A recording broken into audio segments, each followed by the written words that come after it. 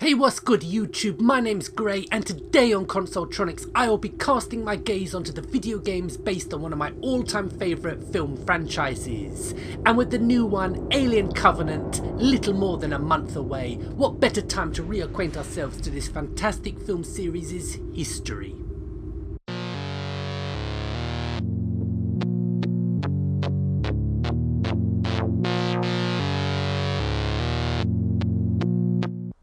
In space, nobody can hear you scream.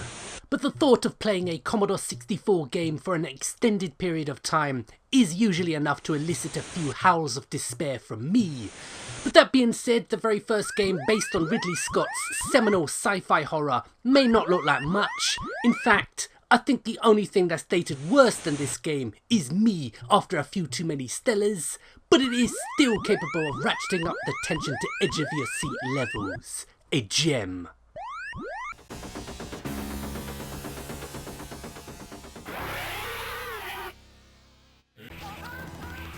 Ah, now this is more like it. It may be taking liberties with the source material, but Aliens the Arcade by Konami mirrors the film it was based on by being better than the first. Interestingly, the careers of both James Cameron and Konami have almost paralleled each other. Both were darlings of critics and fans in the 80s and 90s, but now, fuck Konami, and I wouldn't piss on James Cameron if he was on fire and I had been drinking heavily that day.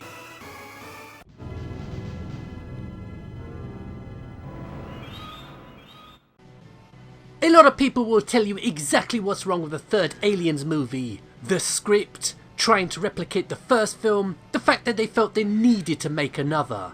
Personally, the alarm bells started ringing for me when they gave directing duties to David Fincher, whose biggest claim to fame at that point in time was directing Sting's Englishman in New York music video. This is one of the few occasions where the tie-in game is actually much, much better than the film.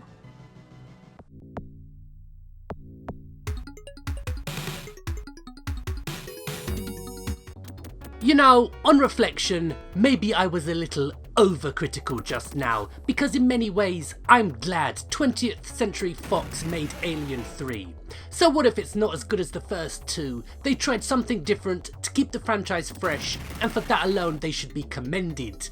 David Fincher's subsequent films have justified the faith the studio showed in him, and while it's not my favourite in this series, I do however recommend the assembly cut of the film, as it's closer to the director's original vision.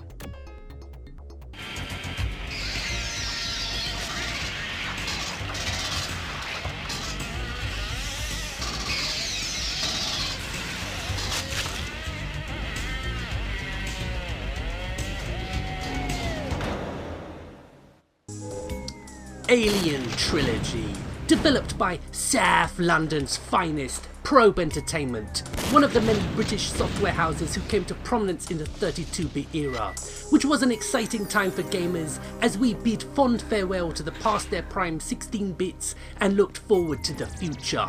Alien Trilogy may not be anything extra special, but the license was used very well indeed to bring to us an enjoyable and atmospheric action-adventure. The first-person shooter genre was still in short trousers, and Winona Ryder was still bankable box office when this game, based on the love it or hate it fourth film, was released. Me personally, I preferred the director's Jean-Pierre Jeanet's previous movie, The City of Lost Children. But while Resurrection may be an entertaining popcorn movie, the game is a solid and underrated PS1 exclusive. Of all the convoluted, broken, buggy, con-job cash grabs I've had the misfortune of seeing in my time, this game takes home the prize.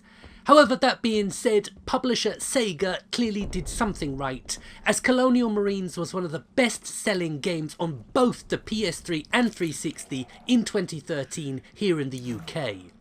But according to a poll in the same year, Jedward were voted more popular than the Beatles among teenagers. Nuff said. But last up is the triumph that is Alien Isolation. that along with the all but forgotten alien infestation on DS goes some way to making up for the sins of colonial marines. The first time I saw the alien appear in this game, I nearly shit myself. If anyone watching this is still undecided about getting this game, especially if the reason is because colonial marines left such a bad taste in the mouth, take it from me, this is an essential purchase.